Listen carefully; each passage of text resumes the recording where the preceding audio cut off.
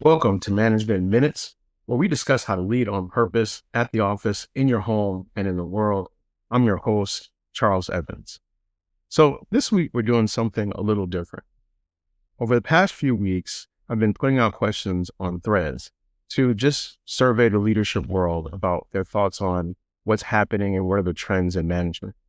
And recently, I put out some questions about management, leadership, and the experience that shaped us at the beginning of our career. And I have to say that the people really showed up and responded with incredible responses to some of these questions. The responses were honest, they were personal, and they confirmed that the community we're building is here and it's full of leaders who are doing the real work. So today, I'm going to answer 4 of those questions, and I'm going to save the 5th one for next week because, in truth, it deserves its own episode.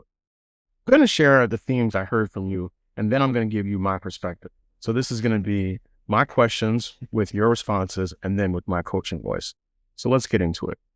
Now, question number 1 was, what's one thing most new managers get wrong in the beginning of working with a new team? And I have to say there were some great responses with this because, the truth is there's so many things that happen and that you make mistakes on when you're first getting started working with a new team. Now, part of that is because a lot of times when people get into management roles, it's not necessarily because they've proven that they were great managers. It's because they've proven that they were really good at doing the work. And there's almost like a thinking that if a person can be successful doing something, they can then replicate that success by helping other people to do it professionally. And the truth is that sometimes your ability to be successful in a position has a lot to do with just who you are as a person and what your particular skill set is. And as we all know, everyone has different personalities and different skill sets. So it's not always a foregone conclusion that the manager is going to be able to replicate that success. And so this was a response where I got a lot of good back and forth on this one. And people said some different things. One of the things that people talked about was really wishing that they had understood the work a little bit better before they made changes, or making sure that they really understood the organization well, maybe even before they took the job to begin with. But what I find is that most managers tend to come into new management roles, and they work on the extremes. And what I mean by that is that most of the time people will come in and they're going to be either far too nice, or they're going to be far too rigid and far too hardline with the staff. And this creates 2 challenges, which you see many new managers experience, and also what you see their direct reports experience as a result. Now, when a person comes in and they're very new to a position, and they come in and they want to be very nice with everyone, what they're really doing is they're over-indexing on the idea of building relationships, which is a positive thing because, as we know, relationships are one of the most important aspects of any engagement with anyone in any circumstance. However, as a manager, when you over leverage on being nice, or you over leverage on the relationship building, it almost turns you into a situation where you've moved past being a colleague and you almost become like a friend. And you'll know that you're in this kind of situation because the relationship between you and your direct reports can become very convoluted and enmeshed in such a way that there's a lot of personal details that are being shared that are starting to clog up the ability to actually do work. Now, when that happens, you might have great relationships with the people you're working with, but there's always going to be a problem and challenge once it comes time to hold people accountable, because no one wants to be held accountable by their friend, especially their friend at work. And there's something that's inherently based on the hierarchical organization that says the manager has the ability and the authority to judge the work product that's created by people, and then try to redirect them if necessary. Now, as a manager, you can do that. As a friend, it's much harder. And if you blend those lines or you blur those lines, it can make it very hard for you to do that professionally. So that's one extreme that you see people doing. On the other end of the spectrum, some managers come in and they end up being so hardline that it's almost like they're starting to treat their staff like their children. And so it becomes a very highly intense and micromanaged work situation. And when that happens, what you also see happen is staff usually doesn't feel trusted. They don't trust the manager, and it becomes an environment where people are kind of on pins and needles. And this is the opposite of what you want, because when people are comfortable, when people are confident, that's when they're going to produce the best. If your management style is making everybody uncomfortable or making everyone tense, then you're automatically going to block what the work performance can look like. So you really want to be careful with that, because on that extreme, what you're actually doing is damaging the work product for the entire organization. Now, the Center for Creative Leadership found that the most common derailers for new managers is the inability to navigate the shift from peer to authority. And the two most frequent responses are exactly what I described. Either you over control or you over accommodate. Now, truth be told, the experience of how to navigate being a peer to a manager can be its own subject and its own management in minutes episode. And at some point, I may decide to do that. But I want you to understand, when it comes to over control or over accommodation, both extremes come from the same place. And that's the new manager is trying to define themselves through the relationship rather than the role. And the role requires something more nuanced than either extreme can offer. Remember, you're not the parent and you're also not the friend. You're the leader. And leadership requires the ability to hold both care and accountability at the same time. And believe me, I understand how difficult that can be. And once again, those can be their own episodes by themselves. So question number 2 was, what's one thing you wish someone told you before you started managing people? Now, there were a lot of funny responses about this, including people that said they wish someone had told them not to get into management at all. However, I want to say that one of the things that I really wish someone had told me at the beginning of the management experience was that to realize no matter how much you think it's about managing other people, it really comes down to your ability to manage yourself. Whatever is going on with you is going to be reflected in your leadership style, and then it's going to permeate through your team and it's going to permeate throughout the organization. And the reason why is because how we show up, our presence and our perspective as the leaders carries so much weight in the organization that we're in. And we have to realize that how we show up is often as important as what we're saying or what we're doing. The other thing that I really wish I learned from the beginning is that the lens that you have as a manager is not the lens, and it's not always the end all be all or the correct lens. It's just your lens. And this is something that you really only learn as you go through the trial and error of making mistakes based on always seeing things through your particular lens, and not really understanding that there's the construction of an organization becomes about a group of people sharing their perspective, sharing their ideas, sharing their experiences, sharing their skills in a way that builds towards a common goal. If you think that your way is the only way or that your way is the right way automatically all the time, then you're going to stifle a lot of that. And it's something that will really disrupt not only the ability of your team to function, but it also stops your ability to grow. And one of the things that will really help you to get better at understanding this is to really develop your sense of emotional intelligence. And, I've talked about emotional intelligence in episodes in the past, and I really believe that emotional intelligence is one of the core tools that can be used to not only help you become an excellent manager, but also just an excellent person in general. Now, Daniel Gorman's research found that when comparing star performers to average ones in senior leadership positions, nearly 90% of the difference in their profiles was attributed to emotional intelligence factors, not cognitive ability. And yet most organizations teach you the systems, the processes, the procedures, and the tools first, but very few teach you how to manage yourself. And that's the first thing that you actually need. Emotional intelligence helps you to develop that. And I would highly recommend that people go through an emotional intelligence training at the very beginning of their careers, even if you're not in management. Because what you'll learn by learning about yourself is how to better work with people. And if you learn how to better work with people, you have a much better chance of achieving a group goal. Now, this brings us to question number 3, which is, what's the best advice you ever received about how to be a good manager?